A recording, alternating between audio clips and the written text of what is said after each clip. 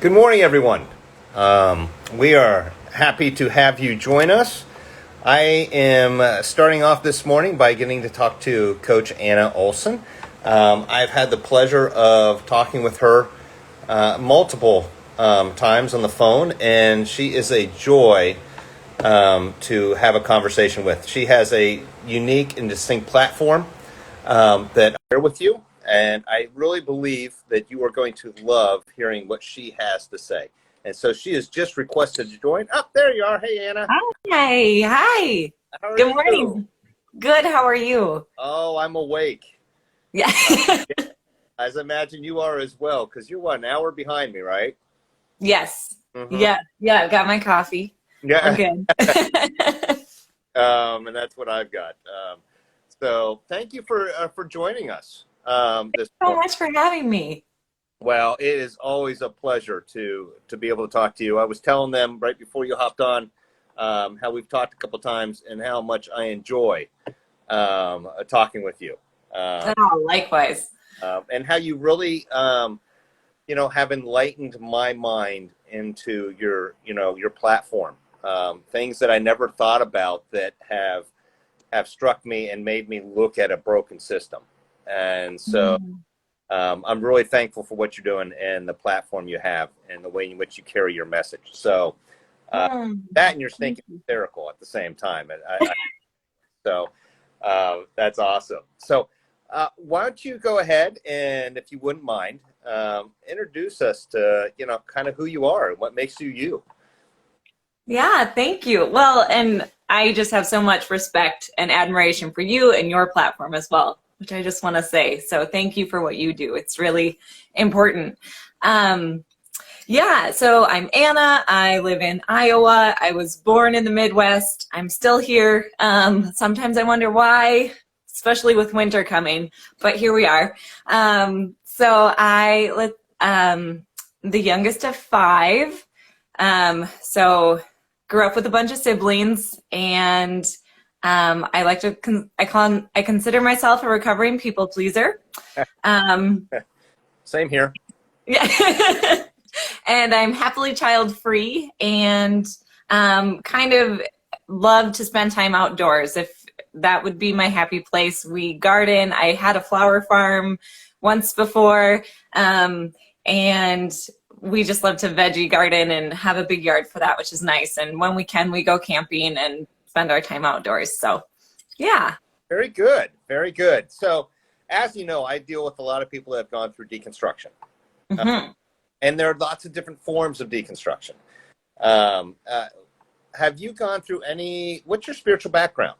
And have you gone through any of that?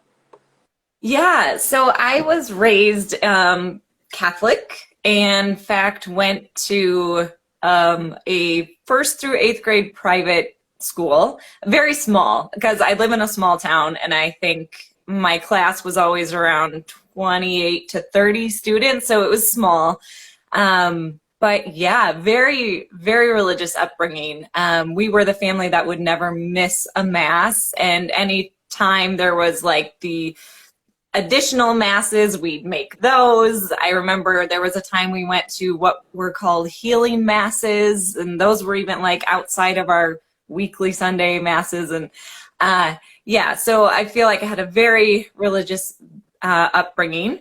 And I was reflecting. So now that I'm child free and have made that choice, kind of hindsight, you see a lot of things and put a lot of pieces together. And I remember being my young mind that was being shaped by how I was raised. And I saw like, okay, like you want to be good as a human, right? And so like women can't be priests in the Catholic Church. There's no like anything to aspire to there. And I was like, well, I'm probably not going to be a saint. I don't think I'm that good. So then I was like, okay, I think I have to be a nun. And I'm like, I would cry. Like, I thought that to be a good human, like, I should aspire to be a nun. And I just remember crying about that as a kid. Funnily, it was like, be a nun or be a mom. And I'm doing neither now. So, yeah. So, Yeah, because you know, coming with that background, I mean, it appears to me that, Catholicism, I mean, they're very big at having babies. I mean, Yeah. that's what it is. And so, okay, so you went through that. When did you stop going to the Catholic Church? Like, when did you stop really, or have you? I did probably a decade ago. So I went to college. There's liberal arts college in the town that I grew up in. So I ended up going there, even though it's Lutheran. But my mom still lived in the town. So out of feeling sort of obligated, would go to mass with her on Sundays. But once I graduated college, I stopped going. And I remember sort of my last years of going to church, I was always just like, I get nothing from this. I just go there, I sit, I go through the motions. This doesn't feel like it's adding anything to my life. So that was kind of, I think, where things started to unravel for me. Right. And kind of to your point about Catholicism being about having babies, about 5 years after that, I went to a friend's wedding, and it was in the Catholic Church. It was probably one of the first times I'd been back in the Catholic Church. And I just could not, I was floored by the things that were said by the priest. And it was very clear that it was her role to serve her husband and have children. Right. And I remember just like, I'd been out of it long enough that it kind of like was shocking to me. Sure. But yeah. Did your family react okay when you decided this is it? So yeah, as I mentioned, I'm the youngest of 5, and I think all of my siblings had already questioned faith enough, stopped going to church. I was the last one, that people pleaser, going to church with mom. Had a hard time saying no, even if I wasn't really interested. Yeah. So in some ways they'd already kind of done the hard stuff. Okay. It's interesting because as I was looking at your page, I noticed you are obviously a life coach. Yeah. But you're a life coach with a very specific niche, if you will. And so as I started watching your funny reels and then your informative posts, I was like, wow, I've never heard of this before. Okay. And that's obvious and normal for society today, if you want to put it this way. But would you mind telling us a little bit about what you do as a life coach? What is your specific area, and how did you come about finding that area? Yeah, so my niche, if you will, is child-free women. Or actually, that's not even true. It's women navigating the decision to have kids or not. And I came to this because I was going through it myself. So I made the decision this spring that I for sure didn't want kids. And it was something that I'd always been on the fence about. I remember one point in my life about 6 years ago, my best friend from college was pregnant with her first kid. And when she called me, I was like, I got to get on this. Like, she's going, like, we've hit so many benchmarks together in life, like college, and we were runners, and marriage within a year of each other. And it was like, okay, like, she's on to the next phase. I want to experience this with her, And fortunately, my husband was like, no, we're not ready. So we didn't try then. And then I just was like, realized afterwards, like, I was just trying to to check the next box. It wasn't that I wanted kids. And it actually, in like making the concrete decision this spring, I realized I'd never wanted kids. I wanted to want kids. I wanted to fit in, to feel like I was what I deemed to be a woman. And what I saw represented was women get baby fevers, and they can't think of anything else but having kids. And I just never had that. And I always felt like there was something wrong with me. I always felt weird. And I also just assumed it would come. It was still just going to appear. Yeah.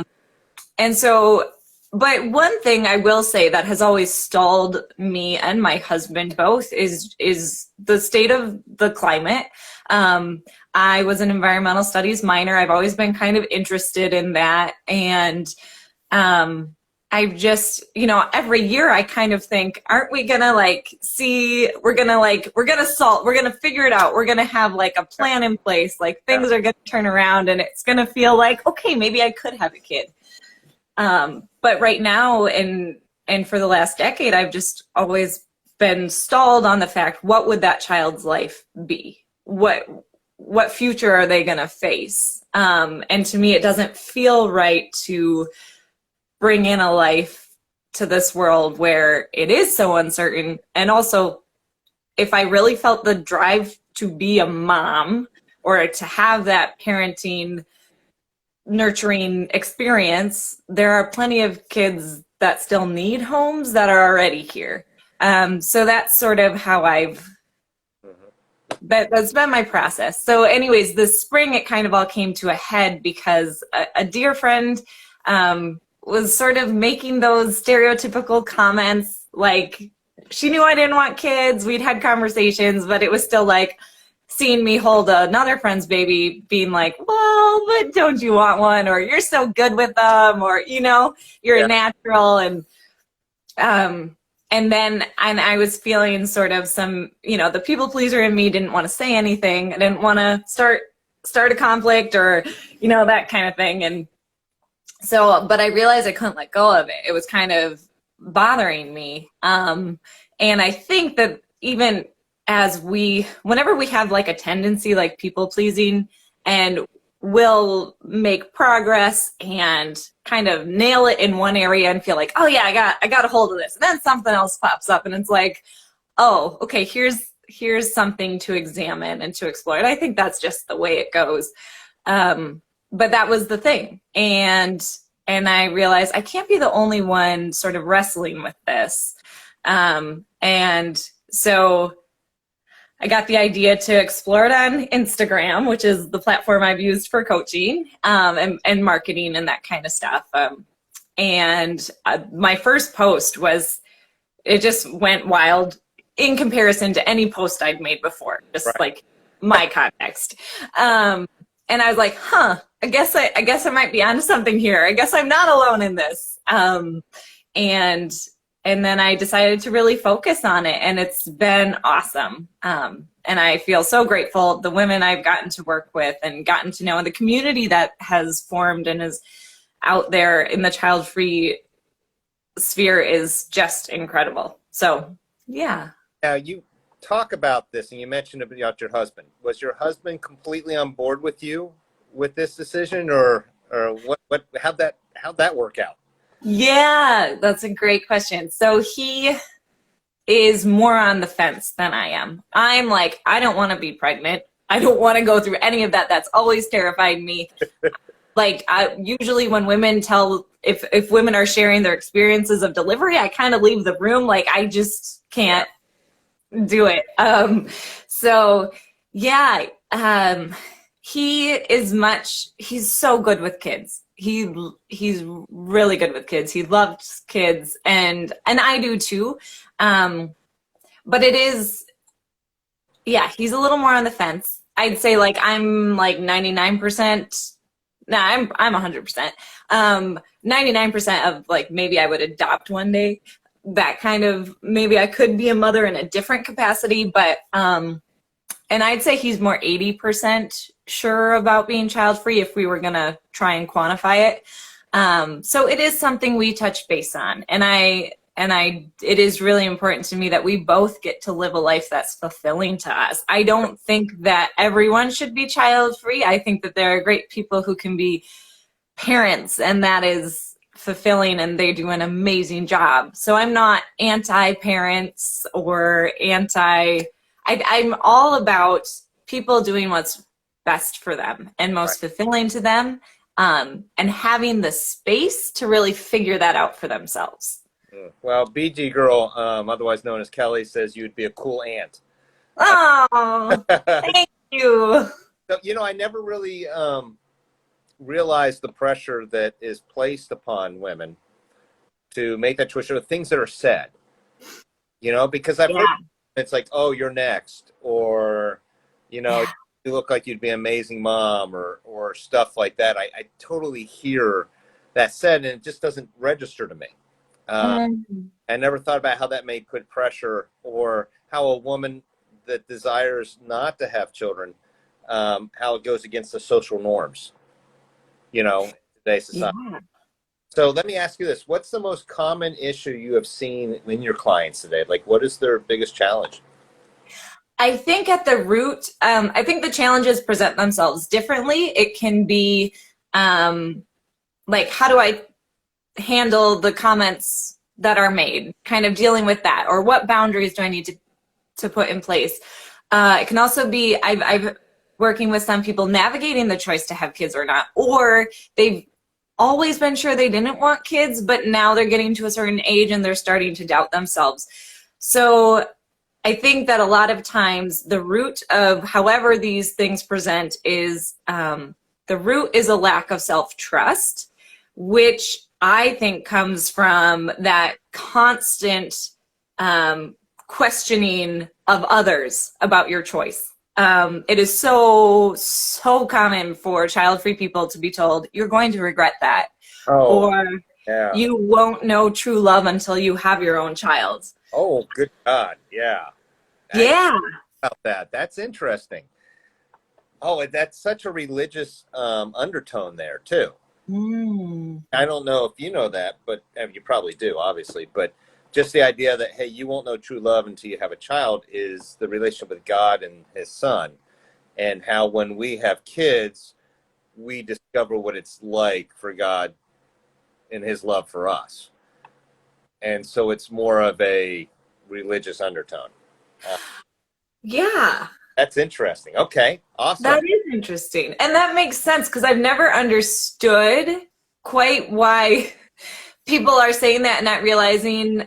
I think they're saying it without even realizing what that says about their love for their spouse. And that's never sat well with me. It's like, well, what about your love for your spouse? Like, that's not as fulfilling, or, Yeah, but I don't think it even registers. But that makes sense with the context that you gave. yeah.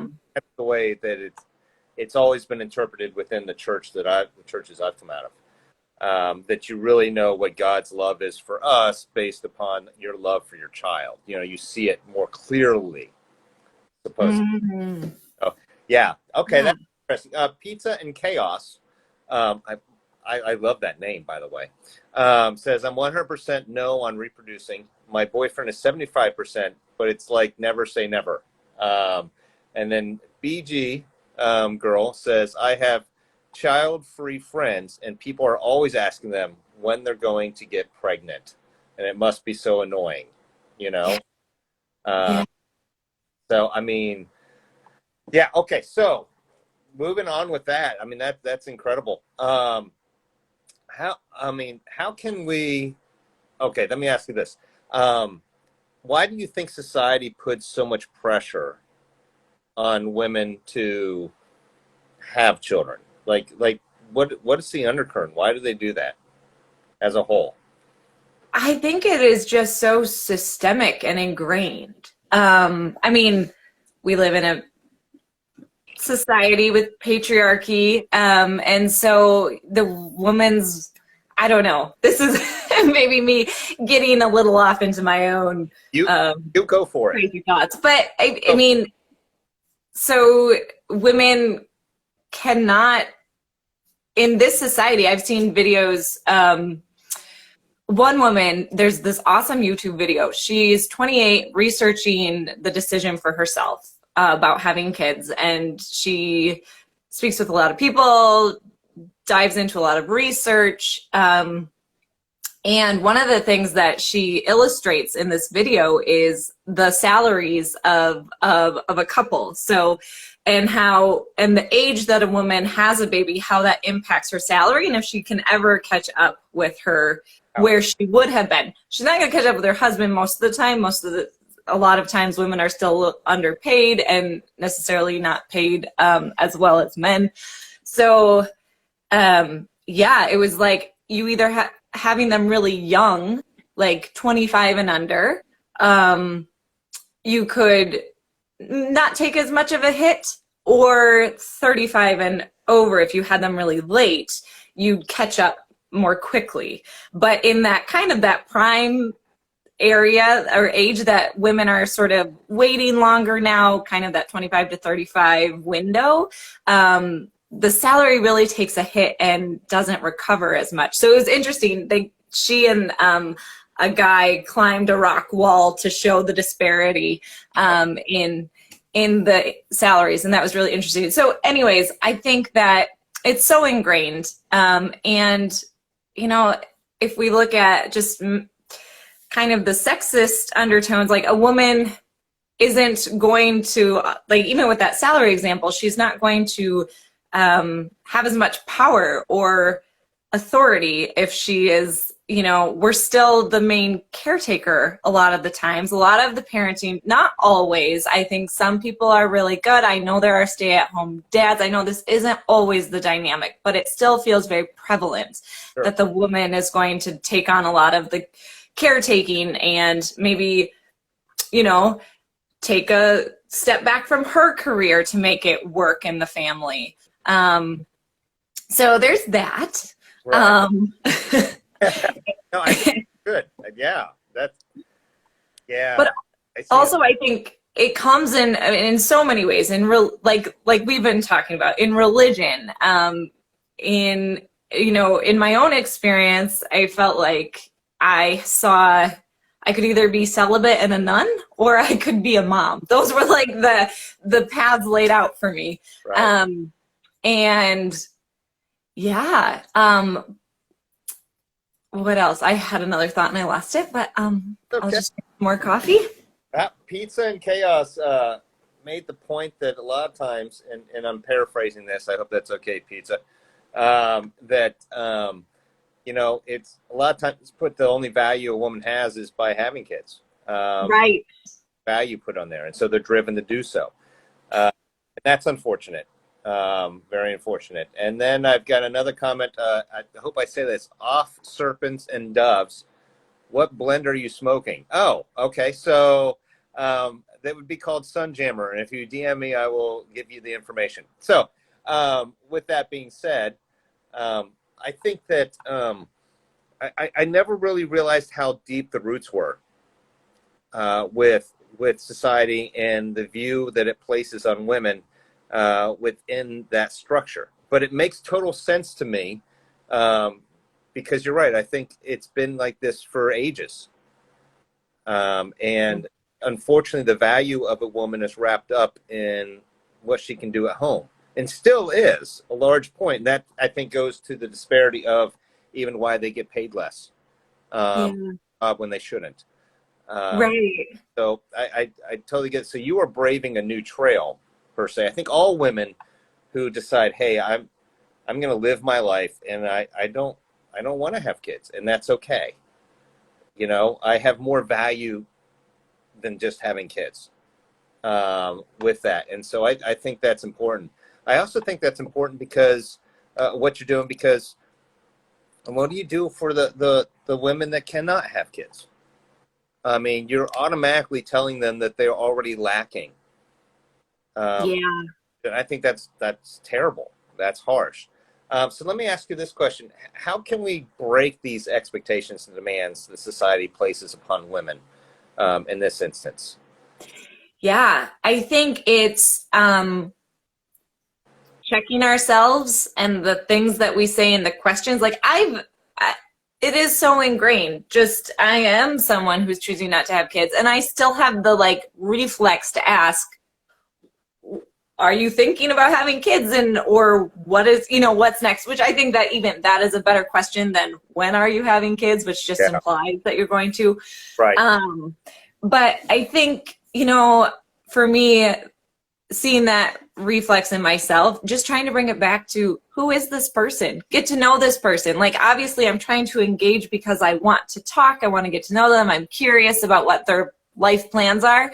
And I think that a lot of times these things are said not with, sometimes they are said with a bad with sort of the intent to like pressure, but not always. And maybe most of the time not. It's just so reflexive and ingrained, and it's what we hear and see. It's what's modeled on like much of the media.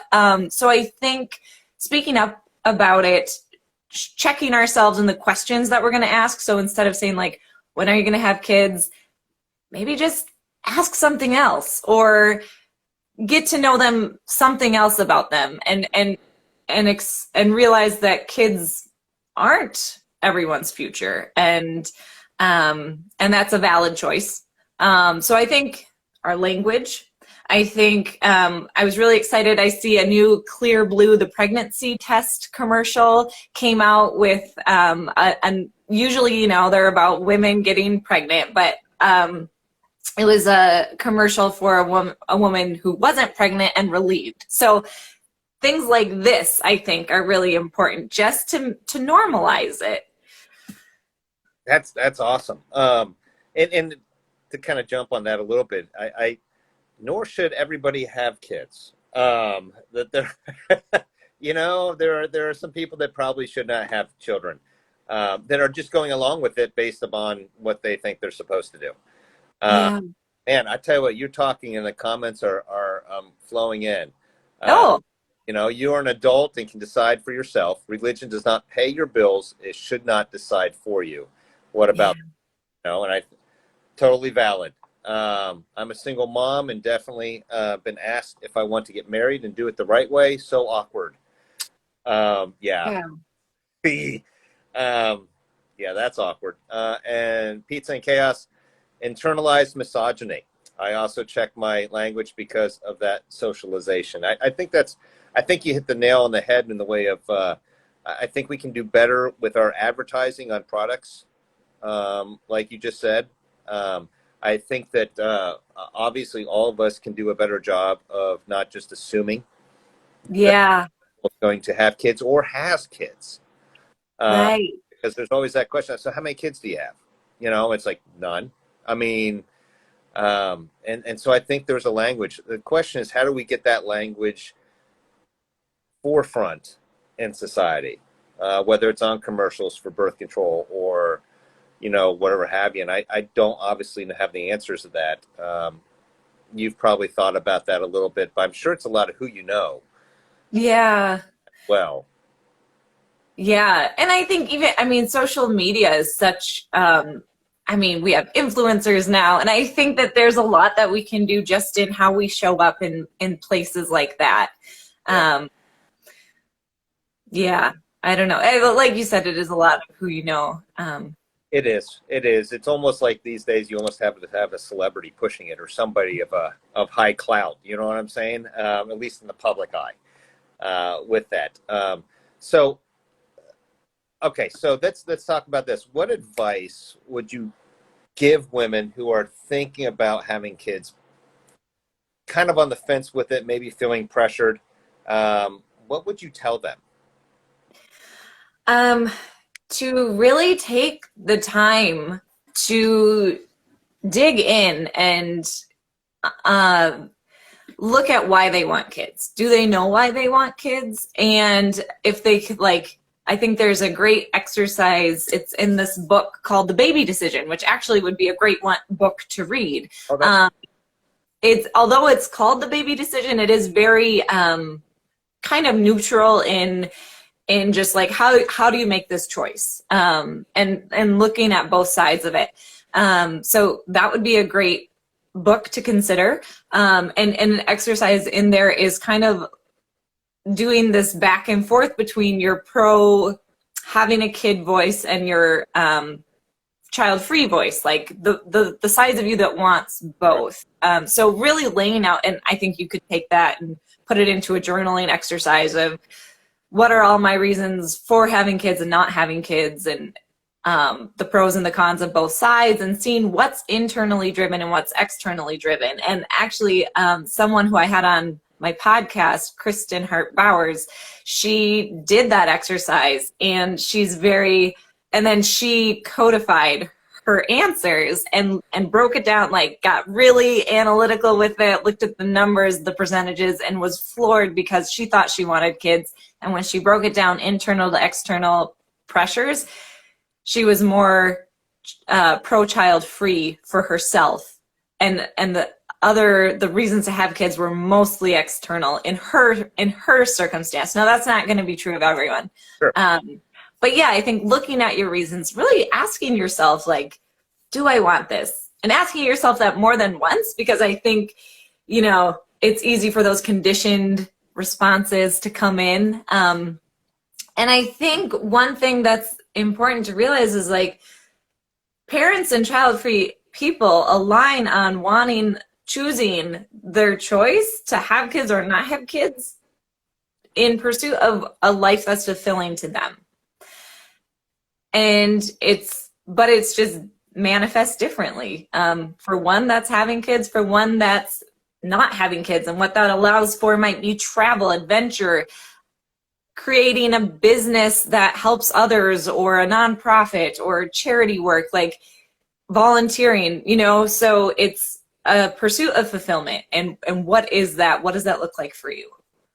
That's interesting. So let me ask you this, because I thought of something, and you can help say I'm right or wrong on this. So I know we focus a lot on obviously women who do not want or want to be child free. Yeah. What about men that want to be child free? Do you ever run into that when you're talking to people, that the lady wants a child and the man does not? Have you had those situations?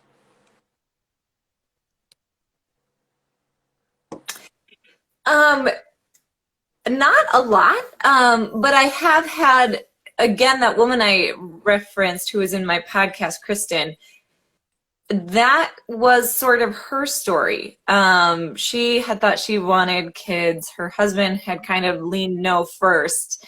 And she was like, okay, I really need to I can't make this decision based on what he wants. I need to come to it for myself. And so she did. So I guess she would be an example. Yeah. Yeah, I was just curious about that. It's funny. Pizza and Chaos says, I know of a quick outpatient surgery for those guys. And actually that's a whole nother thing that we could get into. That is. Oh, gosh. That, I think that's a whole nother situation, because especially with the whole abortion thing and everything like that, it's reversible for men, but hey, we don't need to go into that because that's a whole nother topic, but definitely. So what would you say to someone that's standing there, that's getting asked these questions, or say, what's a good response for someone that's trying to explain why they enjoy being child-free? Well, first of all, I want to say, you don't have to justify your choice. You can say, so I think that there are different stages that people can go through, or at least I've identified this in myself. At first, when you're still you might be confident in this choice for yourself, but you might not be confident in speaking about it. And so especially in that stage, maybe it's early on in coming to this choice, it's okay not to expand on your reasons. You can just say no and walk away. And I think that's important because you might not be in an emotional space to handle that conversation. It might still feel a little too uncomfortable, and you might get into you might maybe be snippy, or, you might get a little defensive, which is, it is what it is. But so no, you don't have to know for yourself that you don't have to justify it. And then I think as you get clearer on your reasons why, you become even more confident and in your choice and in speaking about it and having the language, because I think that the next phase is kind of really exploring, why don't I want kids even more, and really giving language to those emotions of not wanting kids, and understanding it on a deeper level. And once you've kind of done that process, then you're going to be more comfortable feeling that because you're going to care less about the judgment because you're good.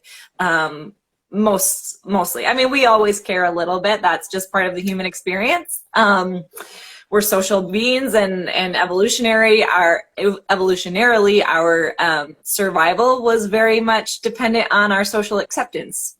So yeah, I think allow yourself some room, and then, just like celebrate the things that you love. Like, treat that person as if, like, you're getting to share all the best things about your life, because we get to hear all the things that parents love about being parents all the time, which is great.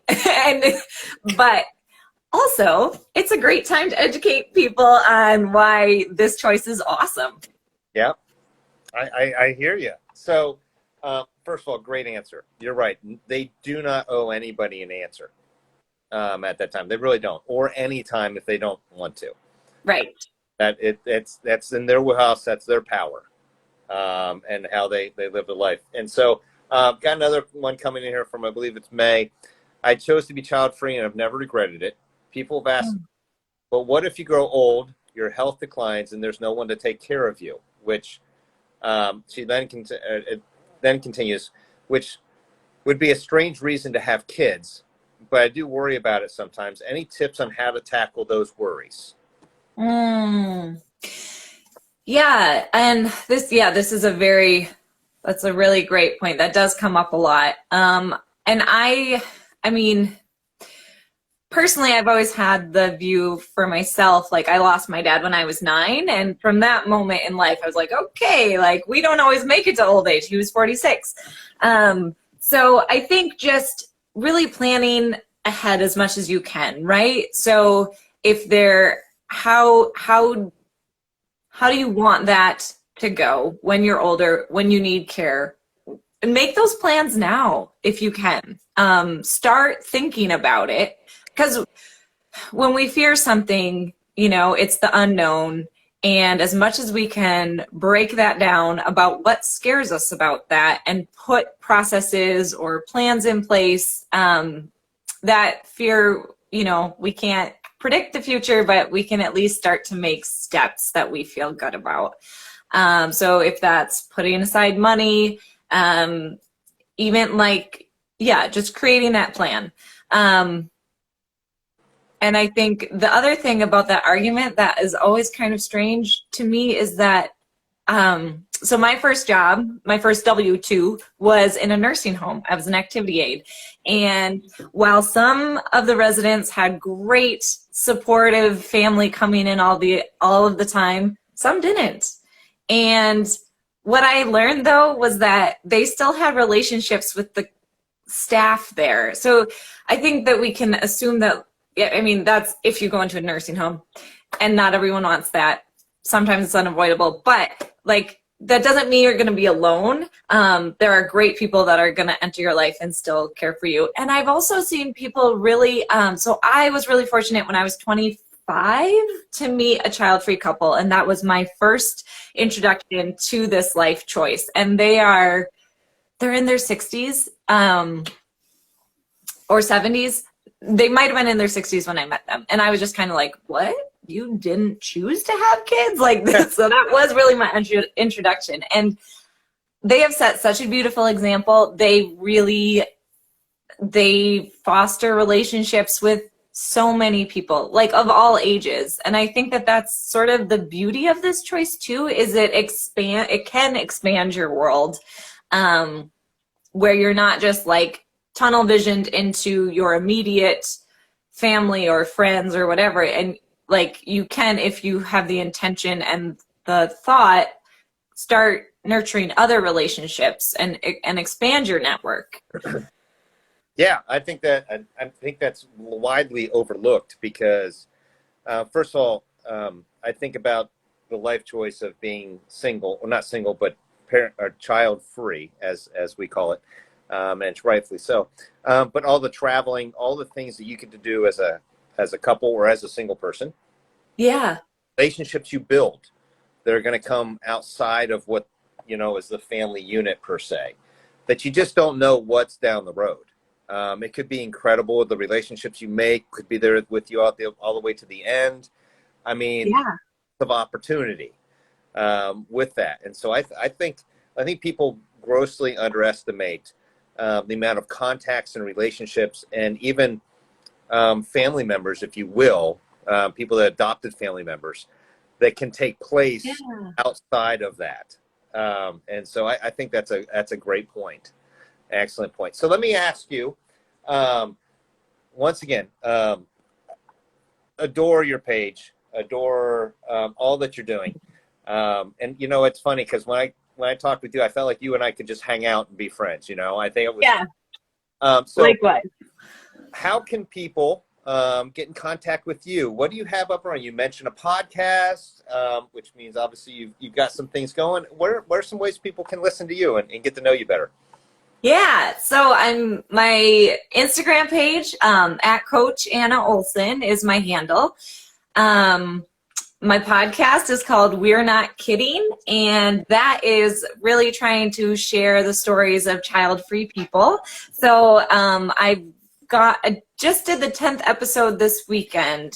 So they come out on Sundays, and I did a solo episode to start sharing my story, and then ever since I have brought on guests to share their stories, because I think this is part of how we start changing, is hearing the stories, sharing the stories, helping people feel validated, also just like growing the awareness around this choice. So Yeah. Instagram page, I'm very active on there, and DM me. I love getting DMs. I will respond. My DMs are always open.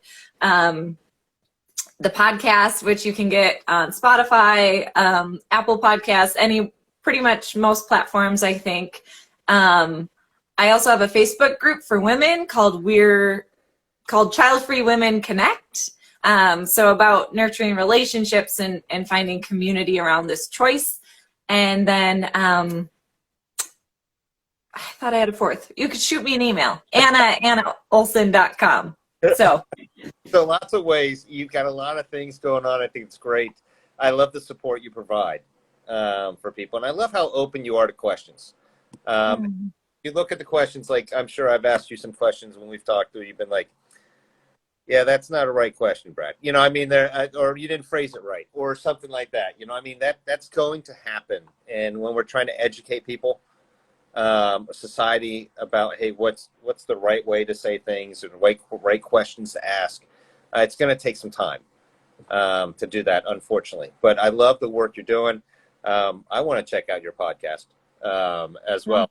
So, you know, I'm not child free, although there are many mornings I wish I was child free. And many nights, right? So that being said, but thank you so much for coming on here and sharing. It's a joy to listen to this, and it really has opened my eyes, and it's opened a lot of people's eyes, and I think it's given support to people that have not had that support before. So your voice is incredibly valuable in all that you're doing, and I can't wait to see what you do next. So all those that are listening, all those that are going to listen to this later, there's a little arrow up top. Pull that down. Go to her page. Follow Anna, Coach Anna, and you will not regret it, because it is a wealth of information. And it's, you know, you're fun too. So, I mean, it's not boring information. It's fun information. So I appreciate you, Anna, and all that you're doing. Oh, likewise. Thank you so much. I love what you're doing, and I appreciate the opportunity to talk with you, because like you said, I feel the same way. We could just hang out for hours, and hopefully we will one day. So too. All my best, and thank you very much, and thank everybody for joining us. Yeah, thank you guys. All right. Bye-bye. Bye.